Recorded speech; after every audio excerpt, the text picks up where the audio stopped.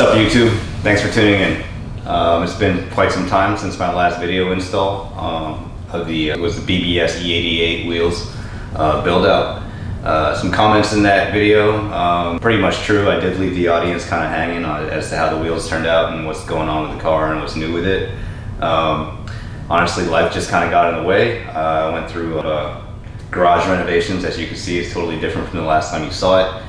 But that took up a great deal of time, as well as, you know, I just didn't really have the space or the time to create new content and edit videos and everything. But as a kind of like a celebratory type thing for hitting 1,000 subscribers on YouTube, I'm gonna kind of try to change that and hopefully start bringing you guys more content. So without further ado, I'd just like to get into today's video, which is going to be installation or reinstallation of the Josh Hutchins titanium exhaust.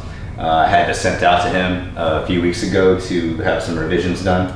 Basically had the resonators deleted, and I had the exhaust tip section reworked. These are new GT2 slash style angled exhaust tips. This is going to be going on the car right now. Right now the car is using some generic FVD Bombature exhaust that I just had to use temporarily so I can still get around in the car.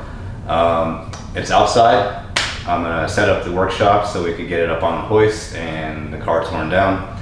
And while the car is torn down, I'll also go ahead and give you guys a deep dive as to what's new on the car. All the modifications I've done in the past year and a half since I put those wheels on. Anyway, I'd just like to thank everybody for tuning in. Thank everybody for all the subscriptions, and you know, if you enjoy the content on here, if you're new to the channel, welcome, and please remember to rate, comment, and subscribe. So the hoist system that I decided to go with in the garage is this MaxJax 2-post lift. And the reason I chose it is the space is kind of small for what it is. It's a 16 by 20 garage space, but the beauty about this is it's mobile. So when you're not using the lift, all you gotta do is kind of like move it into the corner like I just did. And then when you're ready to use it, you just kind of place it over the anchors and then bolt it down, and you're good to go.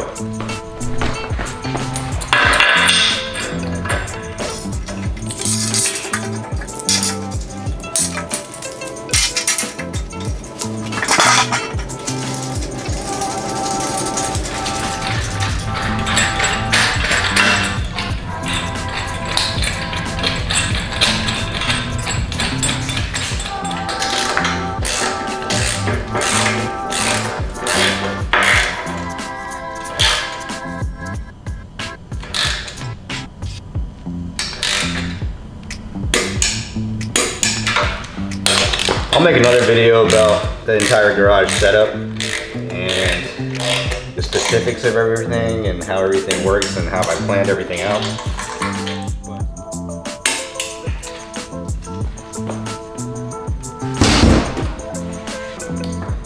Just plug it in real quick. Quick connect.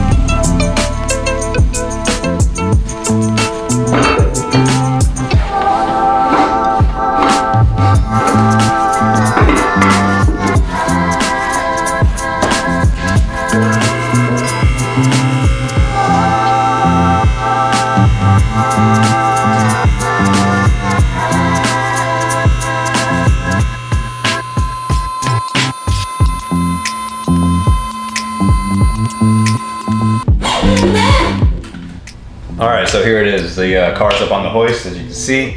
The max SACHS is at its full rise, which is about 4.5 feet, which is plenty of room. Plenty of room to do a lot of work on this car. With this setup, I've done a lot of work on this car. On this hoist, in this space, back in the fall, I took the engine out, as seen here. And now it's to do some maintenance work and also install some new turbochargers. Along with some hardware, which I'll show you guys once I tear everything apart for the exhaust install. That is going to entail removing the taillights, the rear bumper, the fender liners, the wheels obviously are going to come off. I'm taking out the upper intake box to install some new engine mounts that I have. But once all that's out, that'll be really easy to show you guys all the new hardware, along with, what else do I have? I got new suspension, Olin's, and I'll show you guys that. Other than that, that's all I can think about off the top of my head, but I'm sure as soon as I get onto the car, I'll start remembering things that I did, and I'll show you guys as I go. All right guys, so this is deep dive number 1 in the new hardware that I have. As you can see, this Y pipe is no longer factory. This is AMS. So I do have a set of AMS intercoolers on here. Came with silicone couplers and everything. I found this on Renlist actually for a pretty good deal. So I just scooped them up real quick. Also, if you see behind here, peeking out some little gold heat tape wrap, I decided when the engine was out to try to mitigate some of the heat soak issues that these cars are known for. I applied some heat tape to the intake manifold, the plenum, and back up in here, I don't know if you can see that, but that is my reference point and the sensor for the boost gauge that I installed, which I'll show you guys later inside the car. I'm going to take all this apart because I need to access the O2 sensors and twist them out to get the exhaust off. Also to install new engine mounts that I have. But when I do the boost leak test, I actually use the gauge that I installed to monitor the pressure rise and also the rate at which it falls off.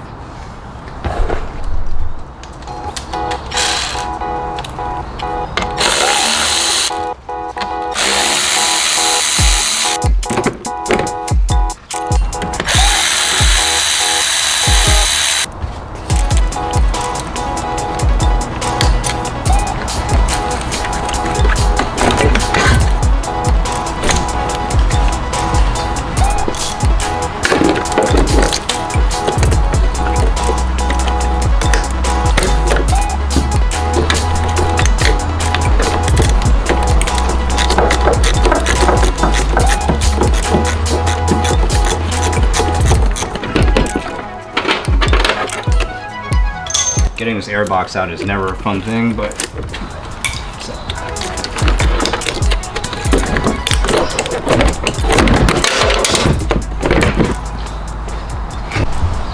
so this is the old engine mount that I'll be replacing. There's 2 on this car, 2 on each side. There's 1 on the driver, 1 on the passenger side.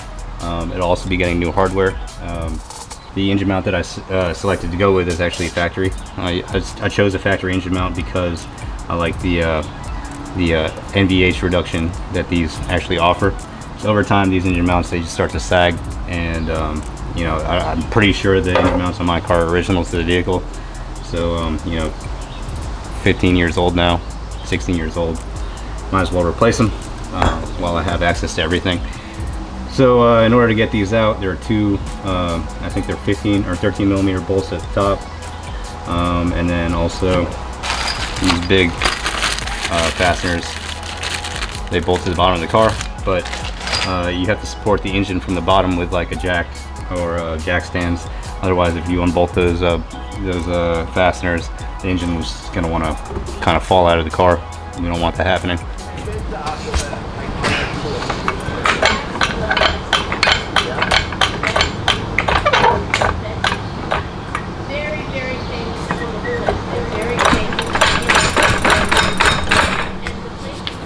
Alright, so once you have the engine supported, like so, I use a hockey puck on a floor jack.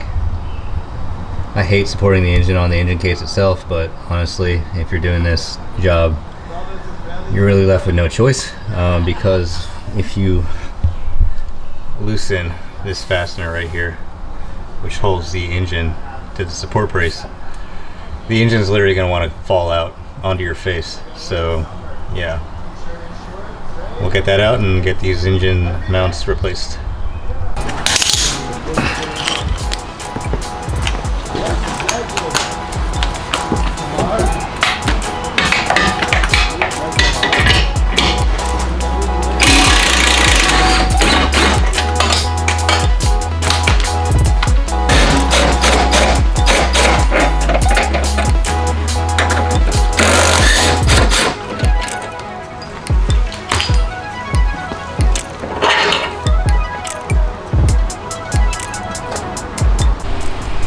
So I got the old engine mount out, as you can see, and compare it to the new one.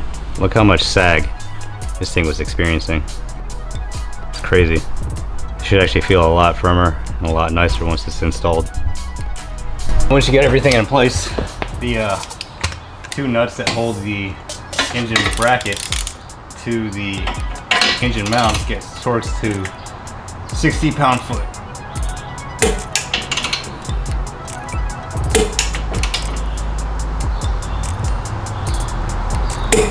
Should do it.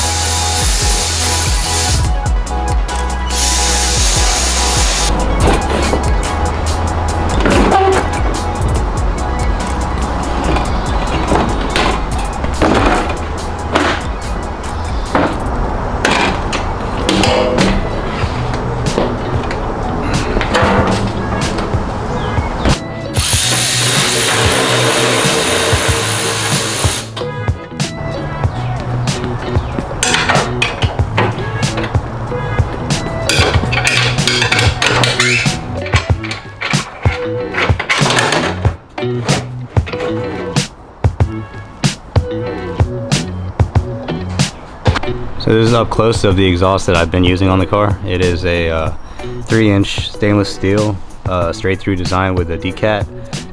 It also has the GT2 slash cut tips, but it's X-pipe design with resonators. Pretty straightforward. A pretty good sounding exhaust for what it is. It's from FVD Bombacher. I believe that's how you say it. But it is not a bad performing exhaust by any means. It's actually a pretty good exhaust for temporary use.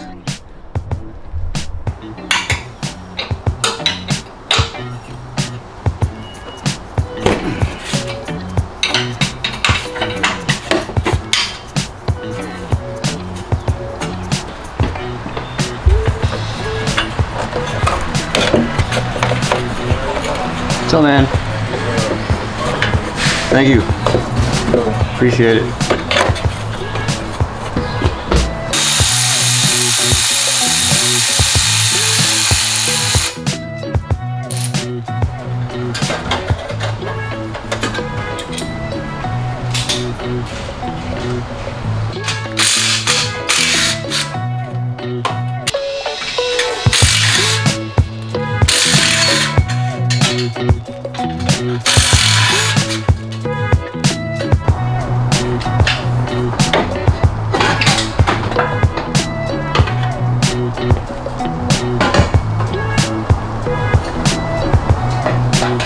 So here we are underneath the vehicle. I can give you a better view of all the stuff that I did.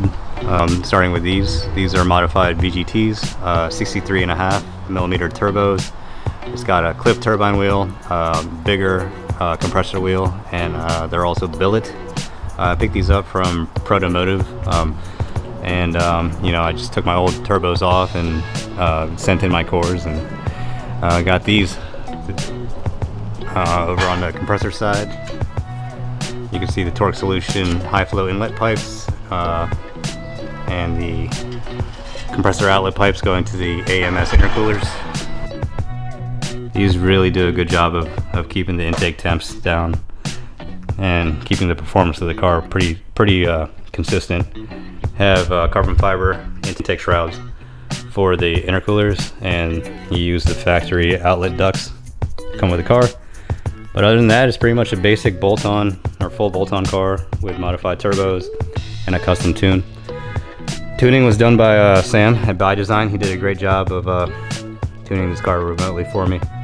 It's estimated to be putting out about 600 wheel horsepower and 600 wheel torque, which is pretty respectable for a street car. I don't really want to go overboard with the power or the torque.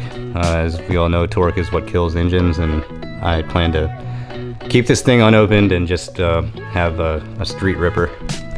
But that's pretty much the setup. And over here are my Öhlins coilovers, which I installed.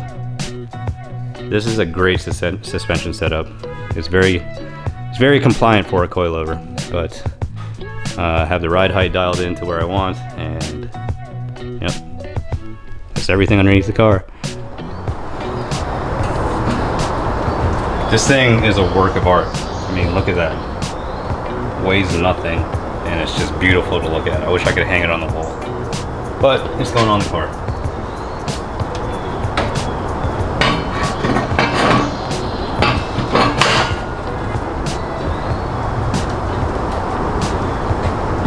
One thing that I cannot stress enough about installing exhaust on this car is always put yourself a little bit of anti-seize on these studs that's coming off the turbo. Otherwise they like to rust up and then freeze onto the stud itself. I'll be putting on some anti-seize and then bolting everything up.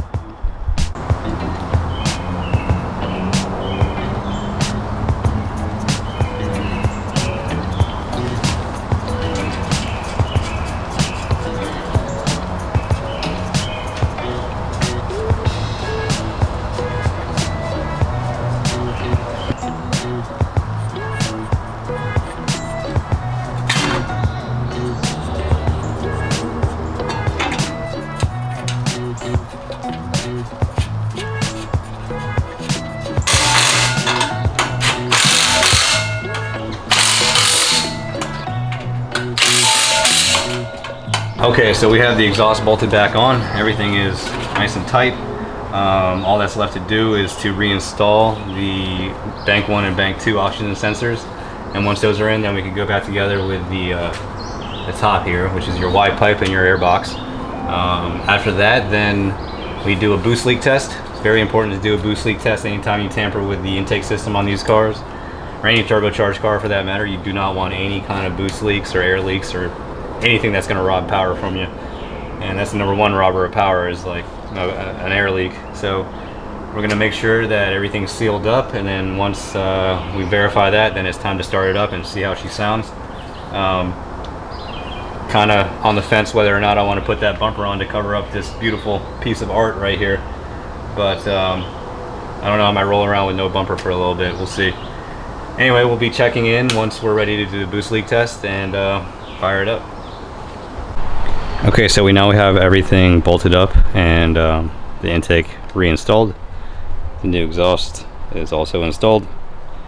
So I'm going to go ahead and do a boost leak test, and the way we do that is we use two PVC pipes to pressurize the plenum and the intake charge system, and we monitor for pressure bleed off and how long the system will hold pressure. Okay, so this is the boost gauge that I talked about that I installed recently. This is the Greddy Vision, Sirius Vision gauge and Sirius analog boost gauge. It fits perfectly in the Sport Chrono bezel, as you can see. And I'm going to be using it to do the boost leak test. Basically, I'm going to pressurize the plenum, and then this gauge is going to give me a live reading of what the pressure is inside of there. I'll probably pump it up to about 1.4 bar. And then I'll monitor how long it takes to drop in that pressure and how long the system actually holds pressure. But this is probably the easiest way to do a boost leak test once we have it pressurized. It's just to watch the gauge itself. Alright, so to do a boost leak test on this car, it's pretty straightforward. Basically, we're going to pop off both compressor outlet couplers on bank 1 or bank 2, and on bank 1 over there we're going to plug one end, and I usually like to plug up bank 2 and then pressurize on bank 1. That in effect will apply air to the entire charge air system and pressurize the plenum, and we'll just monitor on the boost gauge One, if it holds pressure, for how long, and how long it takes to bleed off. But we'll get that underway, and I'll just show you. There's tons of videos on the web on how to do this, but just kind of showing you again, because we did all this work to the car and I got to do it, so I figured I'd make a video on it. Okay, so these are the special tools that I made to do boost leak test on 996, 997 turbo. Basically, standard PVC pipe, couple of end caps, plumber's glue, and 2 valve stems from just like your tires and stuff. Anyway, the thing to remember on 996, 997 turbo is that the compressor outlet couplers are actually reverse bead rolled. And so to make like an airtight seal, you have to do an inverted bead roll by using some kind of like Dremel or die grinder, and just make like a channel for that to like kind of clamp on to make an airtight seal. I guess you don't have to do that, but I just went extra with it. Anyway, that's what I got. That's what I'm going to use, and we'll start the boost leak test. Okay, here we are under the car again. The special tools have been installed on bank 2 and bank 1 over here. I'm going to use compressed air now to charge it up. Probably use this end, it's easier to get to. Anyway, we will monitor the boost reading on the boost gauge and see how long it takes to drop off.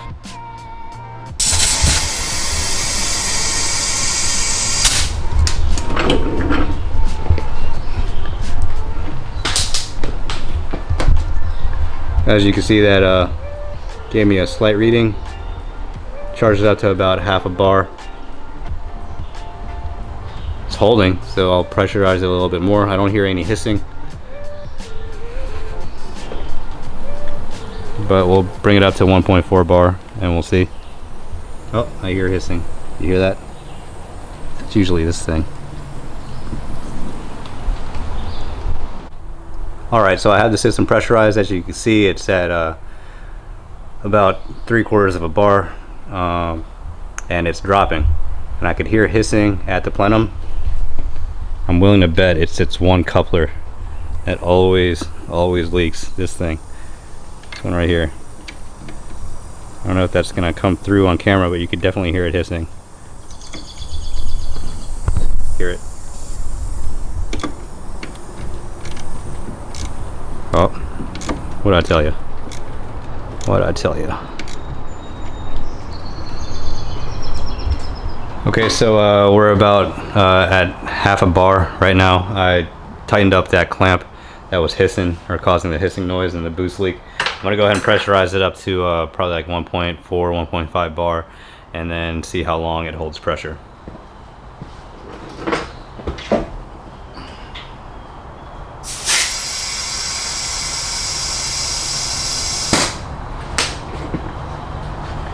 It's 1.1.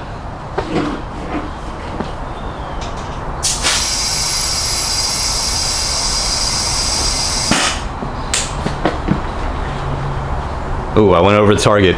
So it's at 1.6 bar right now. We'll let it taper off to like 1.5, and then we'll start the timer.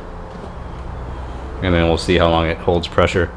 Right now it's at 1.56. I set the alarm on this gauge to be 1.4 bar.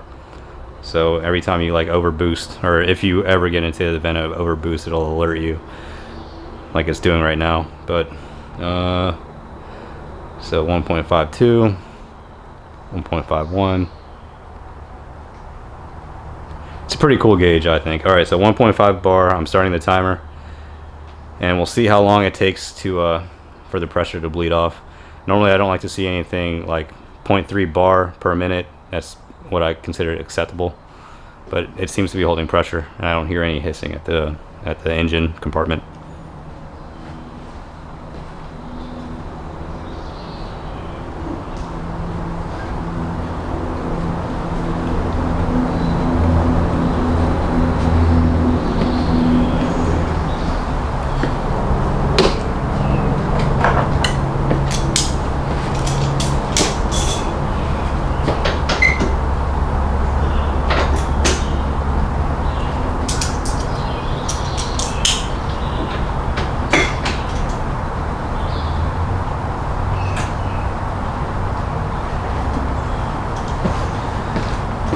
right, we're looking good. It's been about 1 minute, and we dropped from 1.5 bar to 1.38 bar in about a minute, which is, I would say, a normal bleed off. But the system seems to be holding pressure, so we're good to go on the boost leak. And I'm going to just go back together with everything, and then we'll fire it up and see how this new exhaust sounds.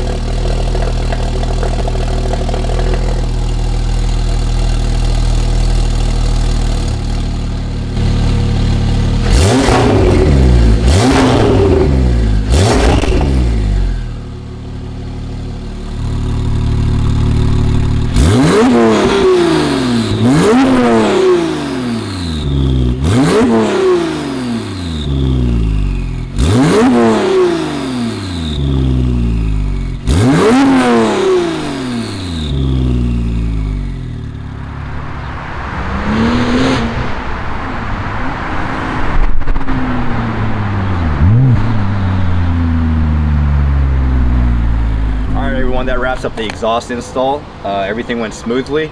I think it sounds really good. It sounds pretty epic, and there's a defined turbo whistle on acceleration and deceleration as well, which I really like. I was really after those turbo whistles with this exhaust revision, and I think I achieved that. There's a little bit of boom in the cabin. It's pretty droney, I'm not gonna lie, but you know, with these cars and these exhaust systems, you have to kind of compromise and sacrifice and find out what you want out of an exhaust system. Do you want it to sound turbo whistly? Do you want it to sound boomy? Do you want it to sound aggressive? Or do you want it to sound a little bit more mild? Because there's really no in between. You can't have both. It's a compromise game, and you know, I just want to thank everybody for tuning in on this one. I had fun with it. Sometimes I have more fun wrenching on the car than I do actually driving it, but you know, that's the life of a car enthusiast, you know. So once again, thank you, and don't forget to rate, comment, and subscribe. Until the next one, see ya.